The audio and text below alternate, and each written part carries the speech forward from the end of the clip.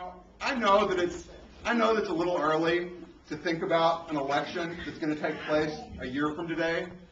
And I know that most of us have a lot more important things to think about, like how the kids are doing in school, and the incredible importance of the hogs destroying South Carolina this weekend.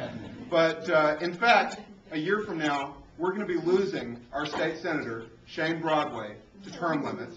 And I'm here to ask for your support as his replacement. So I know, nobody can really replace Shane Broadway. And I've learned a lot from working with Shane in the Capitol. And I don't agree with Shane on everything, but I don't believe that Shane's views are the reason that he is so widely respected around here. The reason that Shane Broadway is so beloved by so many of us is that he's a hard worker and he's a good listener. What Shane does is he treats everybody fairly because he recognizes what so many politicians forget, that every citizen has a vote and every citizen deserves attention and deserves respect. And I intend to preserve that tradition of public service in the state Senate. Now, as a county legislator and a state legislator for the last 7 years, I've worked hard to master the practical aspect of putting our conservative values into law. I've written and passed laws that strengthen our ethics code, that strengthen our Second Amendment rights, and strengthen our ability to get public information from our state government. And my voting record is one of lowering our taxes and improving our schools, encouraging traditional family values, and insisting on integrity in state government. I've done my best to serve our community. I can tell you that as a former Justice of the Peace, I've got a lot of experience conducting weddings, and I've never taken a dime from conducting those weddings. Instead, I've used that position to send that money to charity, the contributions people give me, and I've been able to do that and raise thousands of dollars for the Dorcas House, which is the home for women and children.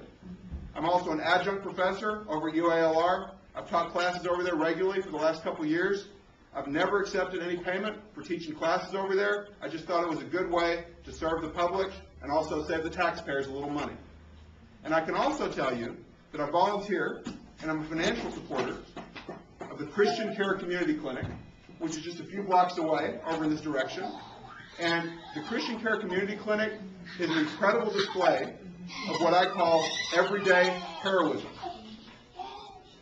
If you have the time, you ought to go over there someday, and you ought to take a look at the doctors and nurses every day when that clinic is open. They help huge numbers of the truly needy every day. And of course, for about the last 10 years, I've done my own kind of public service. I've run my own communications business, and that's given me a great deal of respect for the public service that business people do. Every day, these people run their own businesses, and they meet the payroll every week, and they create jobs.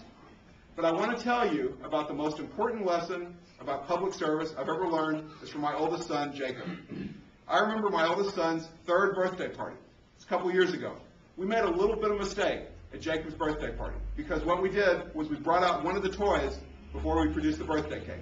In fact, we brought out this toy train on these toy tracks, and you should have seen the incredible magnetism that this toy train exerted over my oldest son.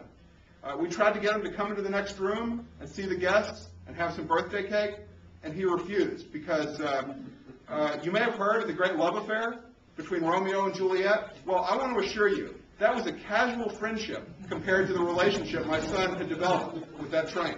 And I took his hand to go in the next room. He got very upset, and he said, "I need to play with this train." And, it's perfectly all right when a 3-year-old doesn't recognize the difference between our wants and our needs, but I think there's more reason for concern when we have state legislators who don't really understand the difference between our wants and our needs. And I worry sometimes that we have too many of them. And so I can't really come here tonight with a promise that for everybody in this room, I'm going to deliver some kind of a government program for each of you that's going to satisfy everything that you want. But what I can tell you is that I'm a public servant who scrutinized government budgets, and I've done my best and succeeded in some cases to limit government, reduce the size of government, so we have more breathing space in our family budget. I'm a legislator with a history of promoting a low-tax economic growth plan so that we can bring more jobs and more capital investment and more growth into Arkansas, more investment into our state.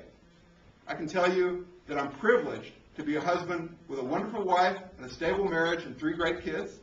And I've got experience and success in business and in government, who's done his best to embody the values that we deserve in our state representatives.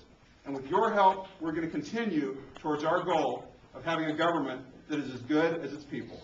So thank you very much for being here with me today. 1 year from now, I plan to be standing for election to the state Senate. I'll be standing up for ethics in public life and lower taxes, limited government and family values, and open government and personal freedom. If you can stand with me that day, I will always stand with you. Thank you very much for coming tonight.